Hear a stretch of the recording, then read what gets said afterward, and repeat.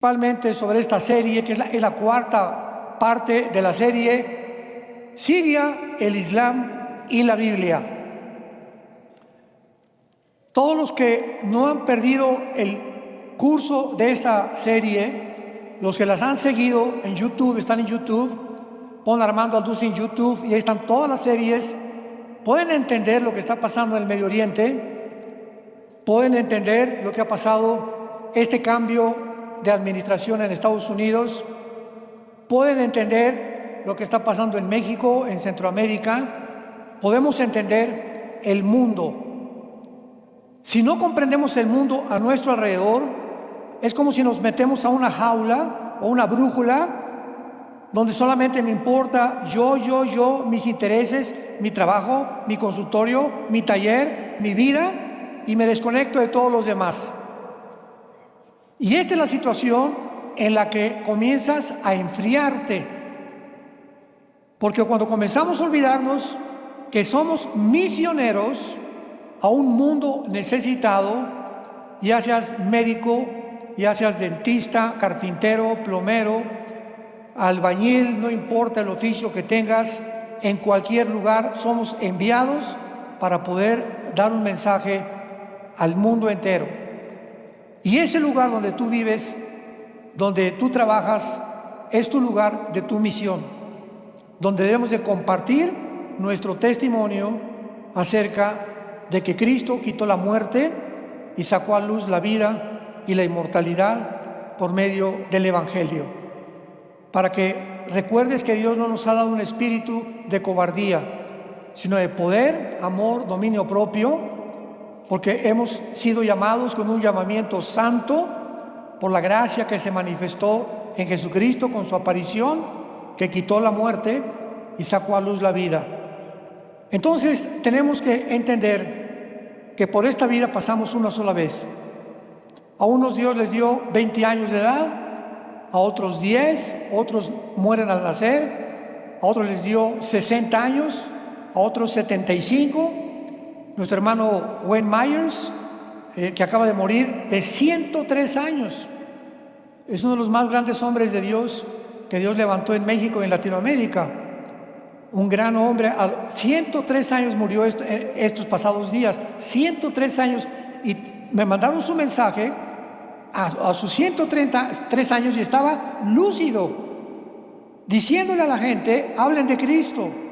No pierdas tu visión del mundo. Vivimos para los demás. ¿Qué vida más hermosa, más gloriosa y más bendecida?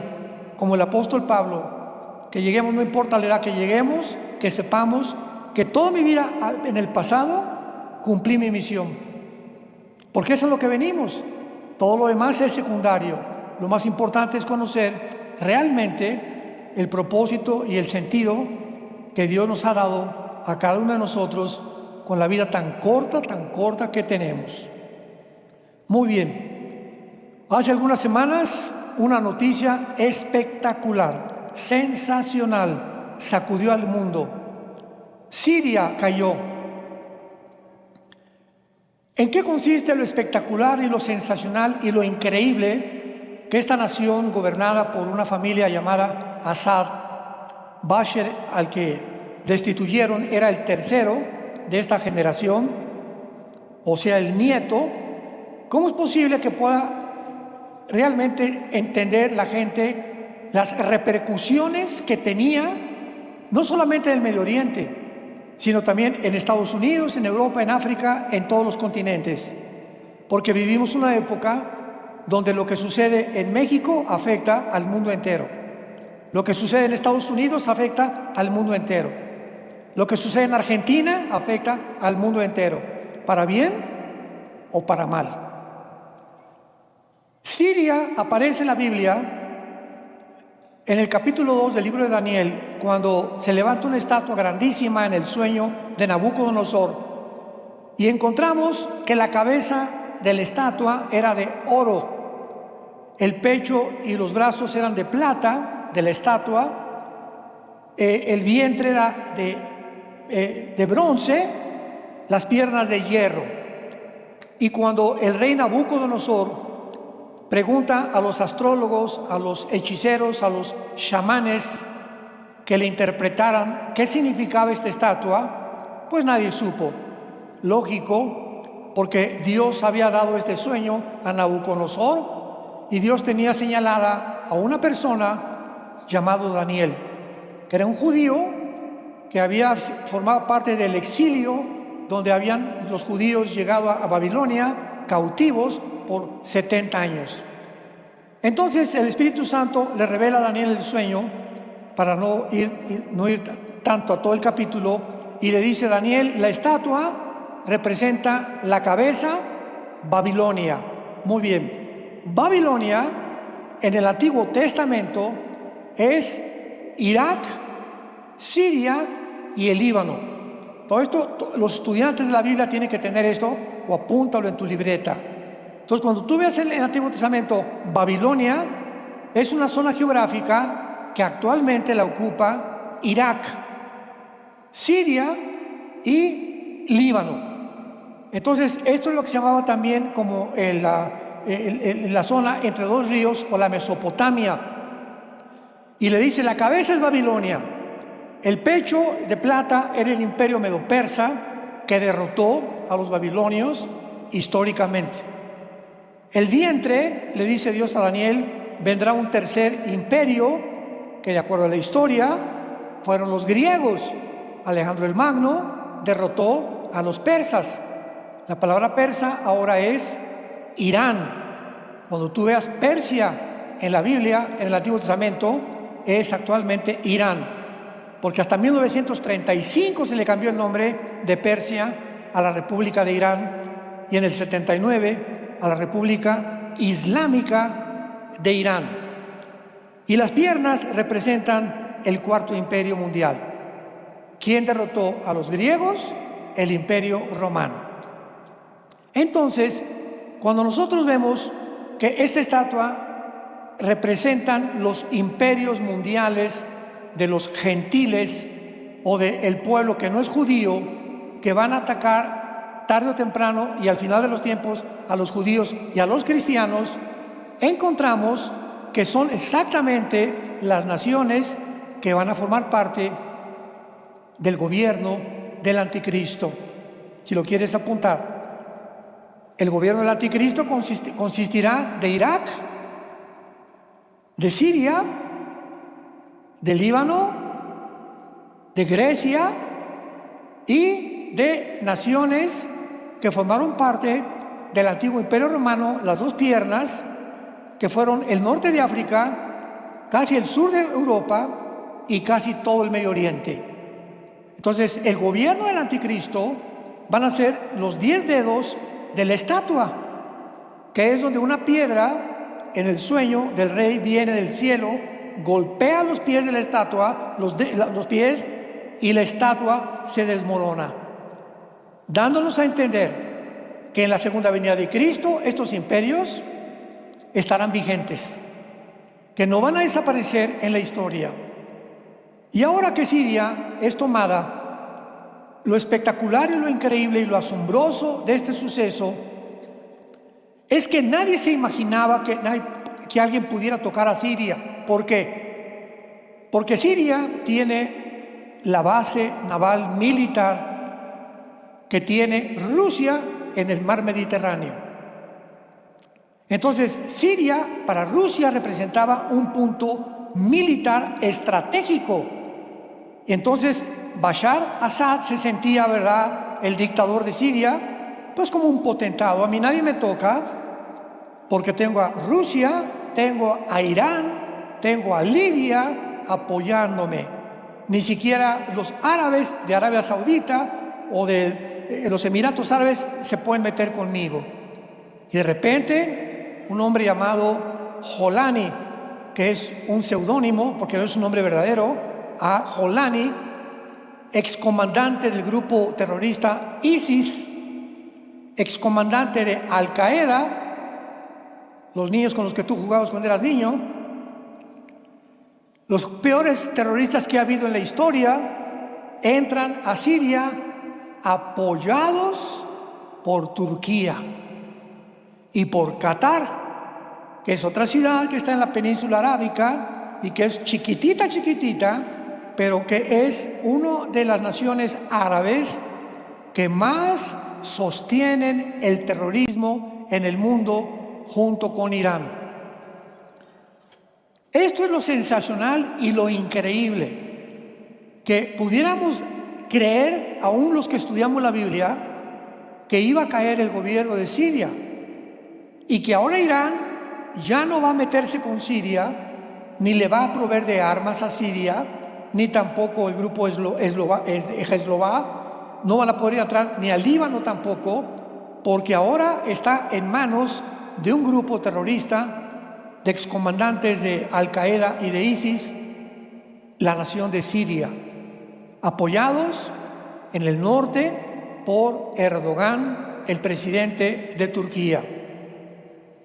Aquí está el problema. En 1949 se forma una organización en Europa llamada la OTAN, Organización del Tratado del Atlántico del Norte. Esta organización, que se forma en 1949, se formó en Europa para detener el comunismo que ya no avanzara más en Europa. Entonces, pues muchas naciones de Europa, la mayoría, se hicieron miembros de la OTAN. En otras palabras, la OTAN es el ejército de Europa. Sin embargo, vimos el año pasado, el siglo pasado, que Inglaterra se sale de la Unión Europea y que ahora Turquía tiene el mejor ejército ahorita que hay en Europa, el más peligroso, y ahora se pelea Erdogan con Putin en Rusia. Se hicieron amigos en la pandemia, porque Ucrania le surtía de trigo a Turquía. Erdogan, al darse cuenta que el trigo pues solamente puede venir de Rusia y el gas, le dice: Putin, mi amigo, ¿cómo estás? Ya sabemos que en la política no hay amigos, solo hay intereses monetarios y políticos. En la política no hay amigos. Entonces se hacen amigos mientras le surte Putin a Erdogan, a Turquía, trigo y le da gas. Sin embargo, Turquía pertenece a la OTAN. ¿Qué significa esto? Muy bien. En los artículos de la OTAN, el artículo número 5 de la OTAN dice lo siguiente: cualquier nación que pertenezca a la OTAN, que sea atacada, si España es atacada, si Bulgaria es atacada, si Turquía es atacada, todas las naciones miembros de la OTAN la vamos a defender. Ucrania iba a ser de la OTAN y por eso Putin invadió Ucrania. Cuando ya la OTAN comenzó a subir hacia el norte de Europa y comenzaron a expandir y a convencer a las naciones como Noruega, Letonia, Estonia, Suecia, Dinamarca, para que se unieran a la OTAN, pues Putin vio que todas estas naciones están a su alrededor. Y dijo: el día que la OTAN llegue a Ucrania, Ucrania está a 15 minutos de Moscú. Y si me lanzan y si ponen misiles en Ucrania, la OTAN, dice Putin, se acabó Rusia. Porque en 15 minutos me llegan los misiles y destruyen Moscú. Es exactamente lo que pasó en Cuba con Estados Unidos en los 60s con el presidente Kennedy. ¿Se acuerdan todos ustedes? Que Nikita Khrushchev, que era el primer ministro de Rusia, pone misiles en Cuba apuntando a Estados Unidos. Imagínense esto nada más. En aquel tiempo ya comenzaba la vigilancia del espacio y detectan los satélites americanos los misiles en Cuba y le avisan a Kennedy: hay misiles apuntándonos nucleares en Cuba. John Kennedy, el presidente, se levanta rapidísimo y le manda un recado a Nikita Khrushchev: o sacas esos misiles o aquí tenemos la tercera guerra mundial. No vamos a permitir de ninguna manera que nos estén apuntando de tan cerca, ninguna nación lo permitiría tampoco, como no lo hizo Putin con Ucrania, que nos apunten a nosotros. Khrushchev, gracias a Dios, que se puso las pilas, sacó todos los barcos, se van los misiles, pero desde 1962-63 hasta ahorita el mundo no había estado expuesto a una amenaza de una guerra nuclear, hasta la invasión de Ucrania. Entonces, ¿cuál es el problema ahorita? Que Turquía está apoyando a Siria. Siria ahorita prometió, Jolani, le dijo Netanyahu, no te vayas a meter con nosotros, porque te pasa lo de Hamas y te pasa lo de Hezbollah. Y Jolani, el que está en Turquía, que es el jefe ahorita de Siria, dijo a sus órdenes general, no nos vamos a meter con Israel. Lo que es una mentira, porque los terroristas no tienen palabra de honor, ¿verdad? No pueden tener ni hablar la verdad jamás.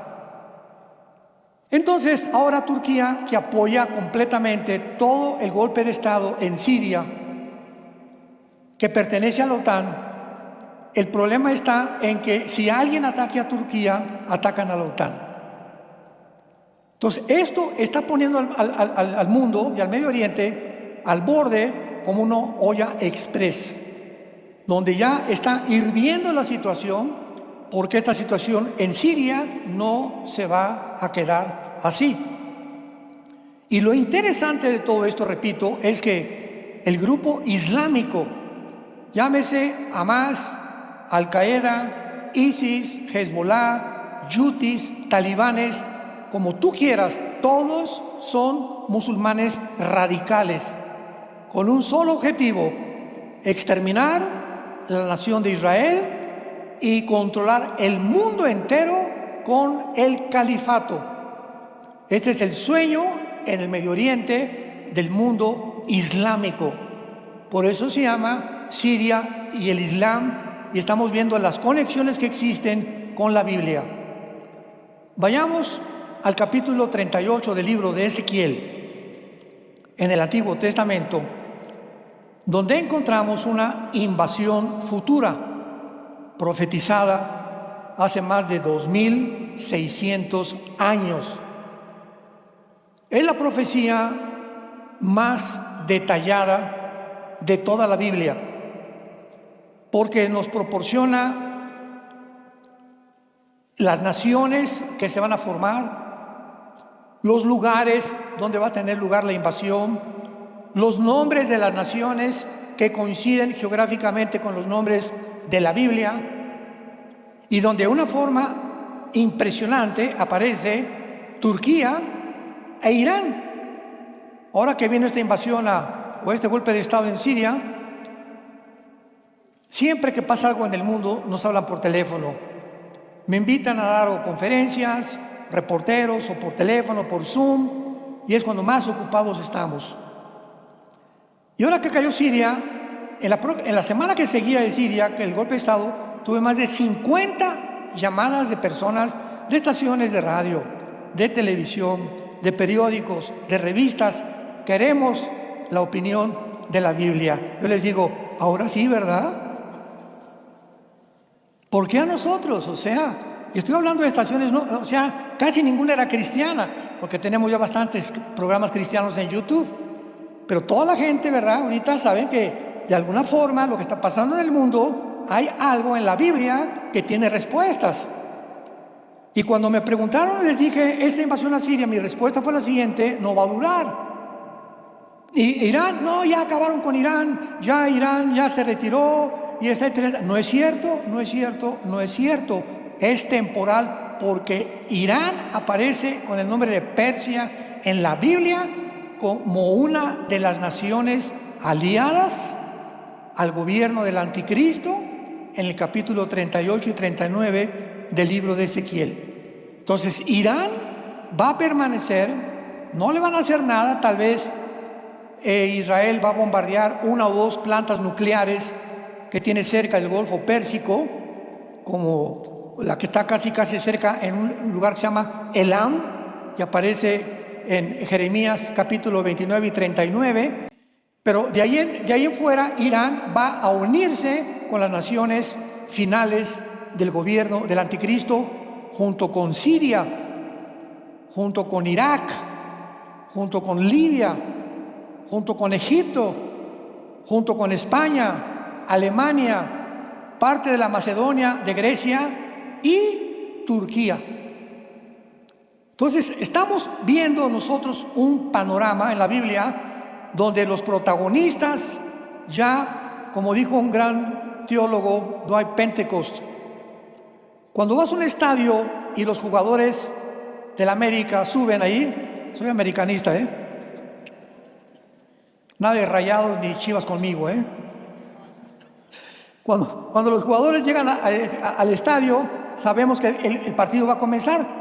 Así nosotros, dijo Dwight Pentecost, un gran teólogo, cuando nosotros veamos que los protagonistas que la Biblia describió hace más de 2500 años comienzan a emerger en los periódicos y comenzamos a ver la alianza entre los del bien y los del mal, sabemos que nos encontramos en la última generación. Sabemos que el partido va a comenzar. Y esta toma de Siria ha prendido casi la mecha para que venga un incendio mucho más grande ahora. Esto se agrava porque el presidente Trump hace 3 o 4 días acaba de decir lo siguiente: hay un problema con Gaza, donde estaban los de Hezbollah, los de Hamas y el grupo y los habitantes de Gaza que se llaman los palestinos, pero que no son palestinos, son árabes. Porque no existe nunca, ni ha existido un Estado palestino, no ha existido nunca nadie que se llamen palestinos. Antes existían los filisteos, lo que es Gaza, geográficamente. De ahí era el gigante Goliat, ¿se acuerdan? Goliat de Gaza. Entonces, ahora que están sacando ya a los de Hamas y los rehenes están siendo entregados, Hamas nunca va a entregar a todos los rehenes. Porque el día que entregue a todos los rehenes que tiene secuestrados, ese día se queda completamente encuerado. Porque es la única garantía que tienen de que ya no se metan con ellos y que dejen reconstruir el terrorismo en Hamas. Entonces el presidente Biden, nadie se imaginaba esto, está en la Casa Blanca hace algunos días platicando. Junto a él tiene a Benjamín Netanyahu. Invitó a Netanyahu a ir a Washington en estos días el presidente Trump. Netanyahu tampoco lo sabía. Escuchen esto. Y Trump, enfrente de Netanyahu, sin pedirle permiso a Netanyahu, dice lo siguiente: Estados Unidos va a tomar la Franja de Gaza. Y Netanyahu, que está junto con él, ¿what? ¡Qué susto me has dado! Espera. El que hubiera querido, ¿verdad? ¿Por qué no platicamos de esto antes? Porque así es el presidente Trump, es muy atrabancado y se avienta las cosas así y las hace y lo cumple. Ahora, ¿cuál es el problema? Cuando él dice Estados Unidos va a tomar la Franja de Gaza, ¿qué implica? Esto fue guiado, lo tenemos que entender. Trump les dijo a todos los que habitan Gaza, a los civiles: váyanse a Egipto, váyanse a Arabia Saudita, váyanse a Jordania, ningún país los quiere. ¿Cuánta hipocresía, no? No, pobres de los de Gaza, ya no estamos hablando del grupo terrorista Hamas, de los pobladores de Gaza, las mujeres, los niños, que no tienen... ¿Y por qué ninguno de sus hermanos árabes los aceptan en su país? Ni Egipto, ni Jordania, ni ningún país los quiere. Porque saben lo mitotero que son, que no van a tener un gobierno, van a tener un terrorismo, porque su objetivo es exterminar la nación de Israel, no importa que los traigan aquí a Tlalnepantla. Cuando entendemos esto a nuestro alrededor, entendemos las noticias y no nos provocamos a hablar tonterías con la gente. No, que esto y el otro, y que es una tontería, espérame tantito, porque es lo que están haciendo. Entonces Trump dice, nadie los quiere. Pues entonces Estados Unidos va a construir en Gaza hospitales, vamos a construir escuelas, campos deportivos, vamos a meter cañería, vamos a meter salud, y va a Estados Unidos a comprometerse a levantar una ciudad en el Mediterráneo para que los gazaítas puedan vivir en paz. No quisieron. ¿Por qué no quisieron? Porque saben perfectamente bien que el simple hecho de que una nación que no es islámica, entendámoslo, les proporciona lo que les está prometiendo, entonces ¿por qué están gritando que quieren paz? Cuando ni sus hermanos árabes los quieren aceptar. Y cuando se les ofrece, pues vamos a darles esto y nosotros los vamos a ayudar. No, ustedes no nos quieren ayudar. Oye, pues ni tus hermanos ni nosotros, ¿qué quieren hacer? Porque no se puede quedar desamparada Gaza. Si la dejamos desamparada, se vuelve a formar otro grupo que quiere exterminar a la nación de Israel. Y el gobierno de Israel tiene que decir, tenemos que proteger a nuestro pueblo.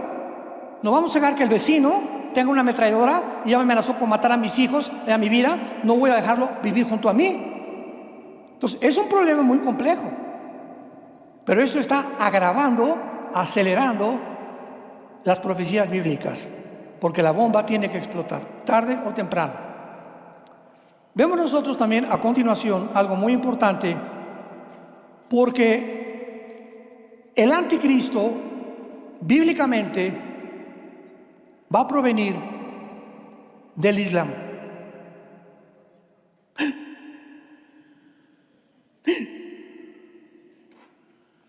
El anticristo se había considerado que iba a ser judío, que porque, bueno, yo recuerdo que hubo un tiempo en que yo creí eso también.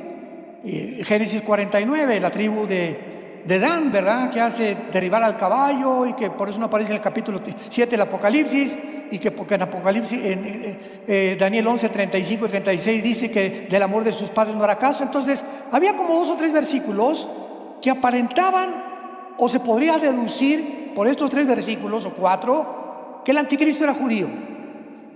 Sin embargo, mientras más nos acercamos a la segunda venida de Cristo, más se nos abre el entendimiento y vemos y decimos, esto no lo había leído yo, lo leí como 10 veces y hasta ahorita me fijo lo que quiere decir. Así es la Biblia.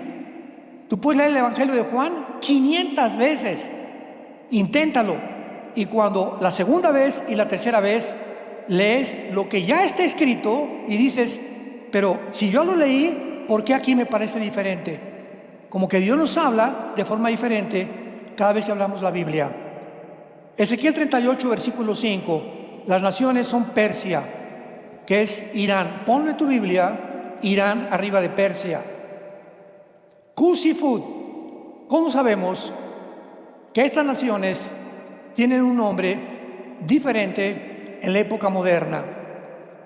Porque en la Biblia todas las naciones descendemos de 3 hombres, de los 3 hijos de Noé: Jafet, Sem y Cam.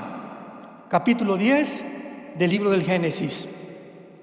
En el capítulo 10 del libro del Génesis, que es un libro, que es un capítulo impresionantemente interesante, encontramos 70 naciones. Los que descienden de Jafet, los que descienden de Cam y los que descienden de Sem. Muy bien. Toda la raza humana fue poblada después del diluvio de los 3 hijos de Noé. Los jafetitas poblaron Europa, el mundo anglosajón. Los semitas poblaron todo lo que son árabes, judíos, y los orientales, Asia y Asia Menor. Y los camitas, o los descendientes de Cam, poblaron el continente africano.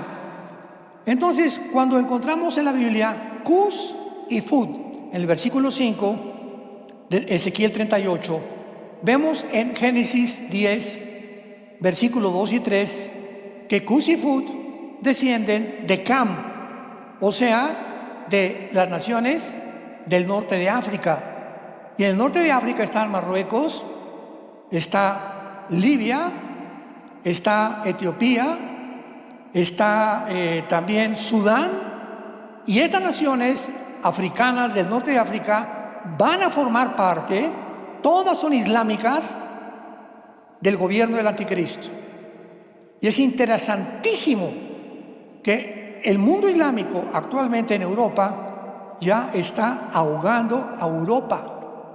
La forma como se ha expandido el islamismo en el mundo es impresionante. Por ejemplo, Inglaterra se puede decir que ya es una nación islámica. De 35 ciudades de Inglaterra, el mayor o el alcalde o el presidente municipal es musulmán. España, Alemania, Francia, toda la migración que vino a través de Grecia y de la huida de la guerra civil de Siria y de Irak, llegaron a Europa y ahora se han apoderado completamente de la cultura, las tradiciones, la religión y aparte imponiendo la ley Sharia donde ellos se plantan. Y estamos hablando de un movimiento que está ahogando a Europa y donde muchas naciones como Hungría, con Orbán, el presidente, dijo: esta nación es cristiana, esta nación tiene una religión que es el cristianismo, si tú quieres ser musulmán, eres bienvenido, pero no hagas panchos en la calle, ni protestas en contra de nosotros, ni contra otra religión, porque te deportamos a tu país. Y lo mismo acaba de hacer el presidente Trump en Estados Unidos. Desde la semana pasada están prohibidas en Estados Unidos cualquier desfile o manifestaciones apoyando el Islam y protestando o quemando la bandera de Estados Unidos. Amén, cualquier país lo haría. Si no hay patriotas, esa es otra cosa. Pero tenemos que regresar y a entender que el patriotismo es un deber cívico de todos nosotros como ciudadanos del reino de Dios y del reino de este mundo. Yo no puedo permitir ver a alguien que queme la bandera de México, ¿verdad? ¿Por qué? Porque representa a mi país. Yo no formaría parte de un grupo que quemara la bandera de mi nación. Entonces, así es en todos lados. Entonces, como llegan los musulmanes a Estados Unidos y queman las banderas y desfilan, y abajo Estados Unidos, y abajo esto, oye, entonces, ¿por qué están viviendo aquí? Pues vete a tu país entonces, por el amor de Dios. Es como aquí en México, y no sé, las protestas que vieron en Reforma, sacan unas protestas, que por aquí, por allá, y en Dallas también en Estados Unidos, y allí en San Antonio, Texas, que nos quieren deportar, etcétera, etcétera. Espérame tantito, ¿quién te quiere deportar? ¿El país donde tú estás comiendo? ¿A dónde? México. ¿Y por qué te viste de México? Porque no había trabajo en México. Entonces, ¿con qué derecho tienes tú para protestar de que un país donde estás como ilegal te deporte? En lugar de que apoyes el país y que busques la forma, ya estando ahí, de legalizarte, haces protestas en las calles y comenzaron a incendiar en Dallas y en San Antonio muchos comercios, los mexicanos, por variar, algunos de Tlalnepantla. Ojalá que no. Muy bien. Ahora esto es algo muy importante. De acuerdo a la leyenda islámica, cuando ya comenzamos a meternos en la mente del Oriente y del Islam, porque si no entendemos el Islam, no entendemos nada. Cuando comenzamos a entenderlo, hay una leyenda en el Islam que dice lo siguiente: que hay un doceavo descendiente de Mahoma. Sígame con cuidado. Que se encuentra en un abismo profundo, en un pozo profundo en la tierra, escondido, y que será preservado perfectamente bien, y que va a salir del pozo, del abismo o del hoyo, para surgir en los últimos 7 años del juicio final. Oye, es lo que la Biblia enseña, que la gran tribulación son 7 años. ¿Hay algún parecido en esto? Ahora, muy bien. ¿Cuándo surge el Islam? Aquí está el cristianismo, primer siglo de la era cristiana. 600 años después del cristianismo surge el Islam. Entonces, ¿qué vemos nosotros? Que Satanás levanta a esta religión para poder tratar de pervertir las enseñanzas cristianas y enseñarle cosas similares a lo que enseña el cristianismo, como lo que vamos a ver. Esto es impresionante. ¿Cómo es posible que también enseñen ellos eso? O sea, la Biblia no pudo habérselo fusilado a ellos. Ellos se fusilaron de la Biblia, ¿verdad? Son ideas que Satanás les metió en la cabeza. Y los musulmanes enseñan que este hombre que va a surgir se llama el Mahdi. M de mamá, A, D de Daniel, H, D, I latina. Mahdi, que significa el guía o el Mesías. Ahora, muy bien, el cristianismo está esperando un Mesías que regrese, ¿verdad? Y el Islam está también esperando un Mesías que regrese, pero que va a surgir del abismo. Y es muy interesante, vayamos rápido a Apocalipsis 11:7. Esto los va a sorprender a ustedes. Es muy interesante que la Biblia haya profetizado que precisamente del abismo, que es la prisión de los demonios y de algunos ángeles caídos, de donde va a surgir el principado satánico que va a ungir al anticristo. Les voy a adelantar esto rápidamente. Ese Mahdi que esperan el Islam, para nosotros será el anticristo. Y dice Apocalipsis 11, versículo 7, cuando hayan acabado su testimonio, o sea, está hablando de los dos testigos, la bestia que sube del pozo, que sube del abismo, hará guerra contra ellos y los vencerá y los matará. Y el Islam enseña lo mismo.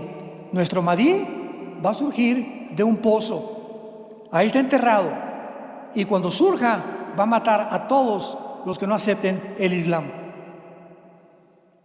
Ya comenzamos a ver las conexiones que no son coincidencias en la palabra de Dios. Esto es increíble. Ahora, muy bien, entonces esta similaridad del Mahdi que sube del abismo no es coincidencia para ellos. Ahora les explico rápidamente por qué no podía ser judío el anticristo. Por lo siguiente, pongan mucha atención.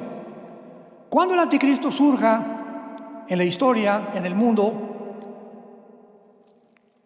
va a ir a Israel y se va a juntar con los líderes del gobierno de Israel.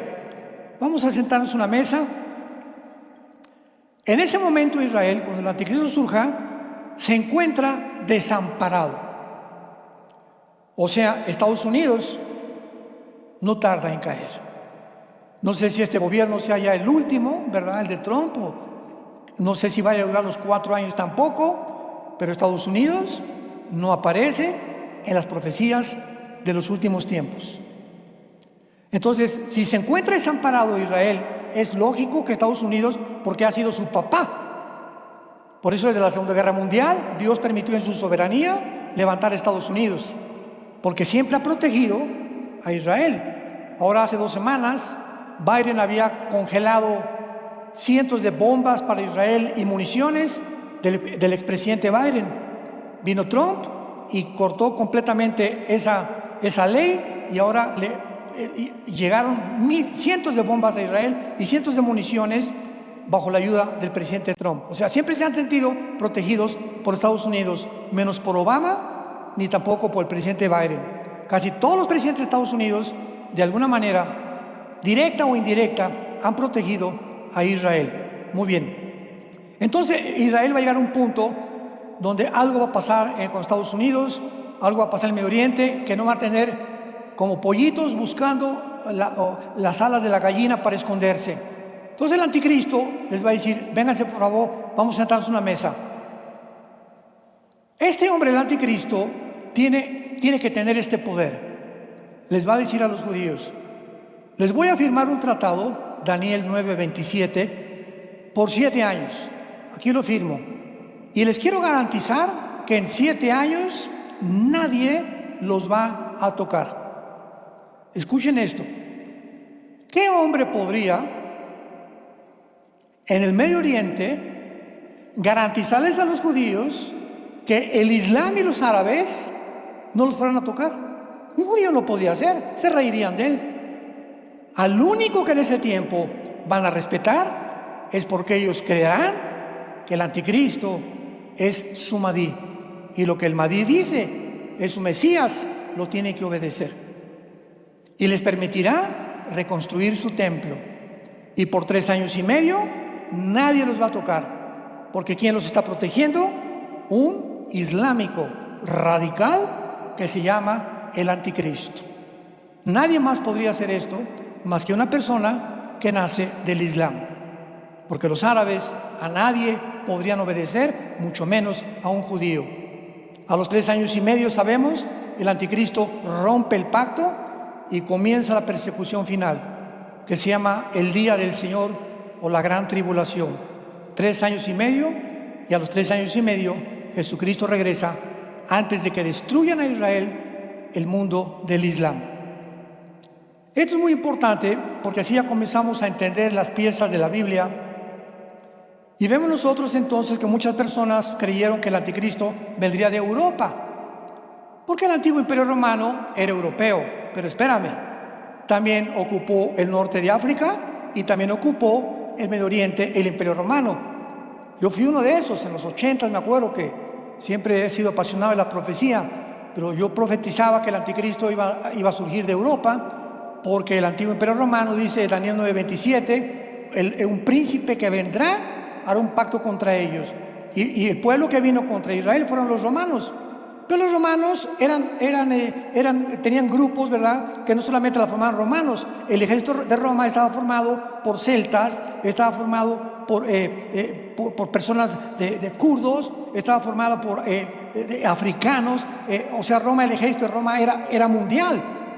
Esto no significa simplemente que era Roma el que va a venirse en contra de Israel. Ahora es interesante también aquí en Apocalipsis, capítulo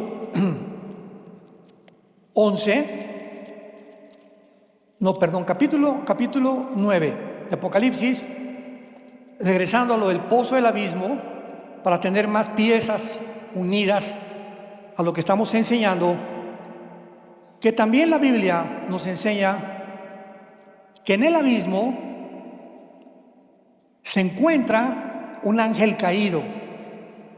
Ya saben qué es el abismo, ¿verdad? Es una prisión que está debajo del mundo, debajo del mar. Por eso cuando el anticristo, cuando la Biblia retrata a estos monstruos o bestias que son príncipes satánicos, siempre los ve saliendo del mar. Algo pasó en el mar o en el centro del mar, debajo del mar, que se encuentran las prisiones de los demonios y también de los príncipes caídos. Y esto es interesante porque en la Nueva Jerusalén ya no va a haber mar. Qué lástima para los pescadores. Pero el mar es un símbolo en la Biblia del mal. Y por eso es tan importante ver que hay monstruos desconocidos aún dentro del mar y lugares en el mar que ni siquiera el hombre ha podido penetrar. Entonces dice Daniel 9, versículo 11. De Apocalipsis 9:11. Y tienen por rey al ángel del abismo, cuyo nombre es en hebreo Abadón y en griego Apolión, que significa el destructor. Qué interesante, ¿verdad?, que este ángel del rey del abismo será soltado del pozo que hablan los musulmanes, del hoyo donde está enterrado el 12º imán, sin ellos saber que el abismo es una prisión de los demonios y que podría ser la entidad espiritual que posea al anticristo. Y lo corroboramos en Apocalipsis 17. Ojalá que no se empachen.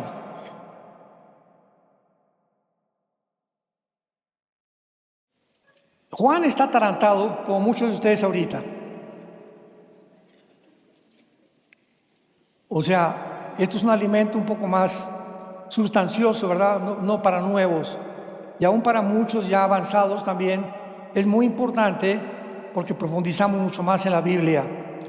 Pero Juan se encontraba así atarantado que la gran ramera, una bestia, 7 cabezas, 10 cuernos. O sea, ¿qué es todo esto, verdad? Un lenguaje simbólico, pero ¿qué significa? Y entonces, en el versículo 7 de Apocalipsis 17, se le aparece un ángel a Juan y le dice: ¿por qué te asombras? ¿Cómo que por qué? Me hubiera contado Juan, ¿verdad? No entiendo ni papa de estas visiones que estoy viendo. Y entonces le dice el ángel: yo te diré el misterio de la mujer, o sea, de la gran ramera, que es un sistema religioso que se está levantando ya y que va a unirse al anticristo. Te diré el misterio de la mujer, de la bestia que la trae, la cual tiene 7 cabezas y 10 cuernos. La bestia, o sea, la que sube al abismo, mucho cuidado, abran los ojos. La bestia que has visto era no es y está para subir del abismo. O sea, un ser humano no puede salir de la muerte. Hebreos 9:27, está establecido para los hombres que muramos una sola vez y después el juicio. Y en el abismo, en toda la Biblia, que en el Antiguo Testamento es el Sheol, nunca hay ningún ser humano. Los seres humanos están en el infierno. Porque ahora el cielo ya, desde Cristo que resucitó, un cristiano que se muere, desde Cristo, nos vamos inmediatamente a la presencia de Dios. Antes de Cristo estaba dividido el Sheol entre el infierno y el paraíso. Vino Cristo en los 3 días que Él estuvo muerto, bajó en espíritu, 1 Pedro 3, se llevó a todos los que estaban en el paraíso con Él, y desde Cristo en otros días, el que muere en Cristo, ausentes del cuerpo, presentes en el Señor. Y se quedó el infierno, pero el abismo es el lugar de los demonios y de los ángeles caídos, junto con el Tartarus y el Abadón. Entonces, esta entidad espiritual que va a ser un principado de Satanás, que va a entrar al anticristo cuando él venga y nazca aquí en el mundo, es el que le va a proporcionar al anticristo todos los poderes de sabiduría, de inteligencia, de milagros que va a hacer llover fuego del cielo, va a hacer cosas espectaculares que la humanidad va a decir, wow, pero ¿qué es esto? Este hombre tiene que ser realmente o un extraterrestre o tiene que ser alguien que puede impartirnos el reino que hemos soñado. Desgraciadamente será una humanidad completamente engañada por la mentira que antes de que el anticristo aparezca, tú no quisiste aceptar el amor de la verdad para ser libre. Por eso el mensaje actualmente es: arrepiéntete antes que se venga lo que se viene sobre el mundo como tú no te lo imaginas. Y los moradores de la tierra, aquellos cuyos nombres no están escritos desde la fundación del mundo en el libro de la vida, se asombrarán viendo la bestia que era y que no es. Nosotros ya no estaremos aquí. Adiós. Yo me voy, no sé tú, pero yo me voy. Ya nos está esperando el Señor Jesucristo para establecer su reino aquí, donde no habrá muerte, enfermedades, lloro, donde podremos regresar a la agricultura, regresará el huerto del Edén al mundo entero. Para todos aquellos que aman su nombre y que han aceptado su sacrificio en la cruz.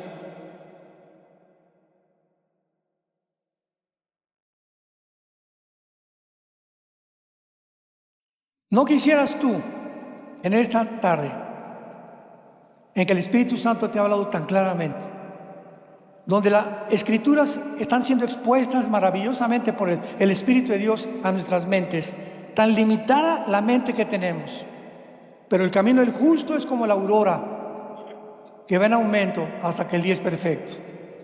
Tú no puedes seguir entendiendo lo que entendías hace 5 años si eras cristiano.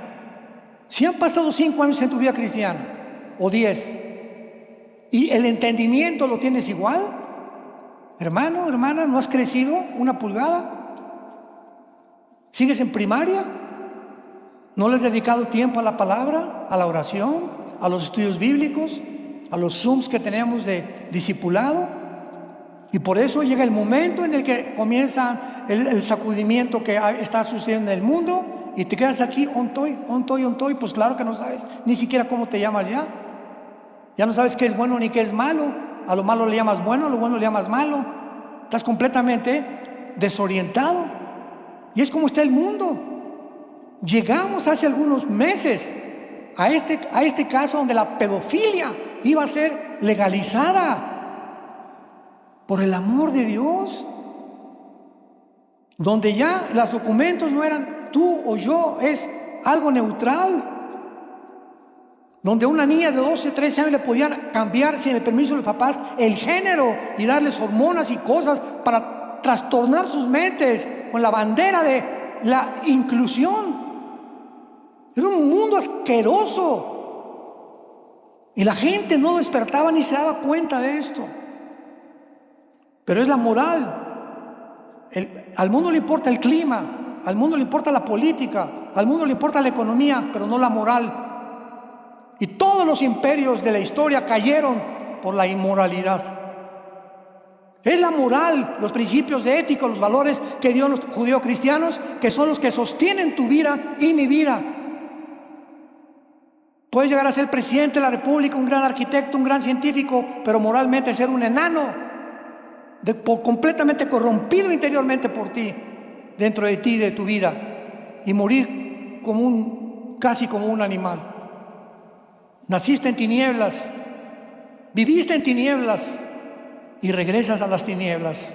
Qué triste, los cementerios están llenos de millones de gentes que nunca vivieron, solamente existieron, como existe la vaca, los perros y los caballos. Nunca entendieron el propósito para el cual nos ha puesto Dios en esta vida, que es conocer a su Hijo Jesucristo, que fue crucificado, fue muerto, enterrado y resucitado los 3 días. Ahora este próximo desayuno los invitamos en abril, estamos en el World Trade Center. Voy a dar el mensaje si hay vida después de la muerte. Va a ser el mensaje que voy a tratar. Al desayuno los invitamos, ya están los boletos disponibles, no sé si todavía haya, pero es un mensaje que tenemos que entender qué hay después de la muerte, qué nos espera después de la muerte. Ni Walter Mercado, ni los chamanes, ni los brujos, ni los astrólogos, nadie nos puede decir ¿qué hay después de la vida? Más que aquel que murió, subió al cielo y resucitó y regresó para decirnos: yo soy la resurrección y la vida. No eres un animal, tienes un propósito más grande que mi Padre te ha dado para conocerme y entender que vamos de paso nada más, como peregrinos por este mundo, una vida tan corta que tenemos y que muchos seres humanos jamás entendieron para qué nacieron, mucho menos para qué vivir. Bendito sea el Dios y Padre de Jesucristo nuestro Señor, que nos ha hecho renacer para una esperanza viva por medio de la resurrección de su Hijo de entre los muertos. Gracias por tan grande salvación, Señor. Gracias por el privilegio que nos has dado de llamarnos tus hijos y tus hijas y formar parte de tu familia terrenal. Gracias por la esperanza por la cual vivimos, en la cual debemos mantenernos firmes hasta el fin, para que en aquel día glorioso, en la muerte, cuando vengas por nosotros, no nos avergoncemos, si podamos gozarnos junto contigo, que valió la pena en la corta vida que nos diste haberte conocido y haber comprendido cuánto nos amas. Porque de tal manera amó Dios al mundo que ha dado a su Hijo unigénito. Mas Dios muestra su amor para con nosotros en que, siendo pecadores, Cristo muere por nosotros. Él fue despreciado y desechado entre los hombres, varón de dolores, mas Él llevó nuestras enfermedades, nuestros dolores. Nosotros le tuvimos por azotado de Dios, por herido, mas Él llevó nuestras rebeliones en esa cruz para decirnos: te amo. Dios nos ama y la cruz es la personificación, el ejemplo más grande del amor de Dios. Acéptalo en esta mañana y dile ahí en tu corazón: Señor mío y Dios mío, perdona mis pecados. Ya no quiero ser igual. Quiero abandonar el camino por el cual me encuentro, pero no puedo. Por eso acudo a ti, para que tú me des el poder, Señor, de seguirte, porque creo que en esa cruz, con tu sangre pagaste por mis pecados. Te invito a mi corazón en este instante como mi Señor y mi Salvador. En el nombre de Jesús.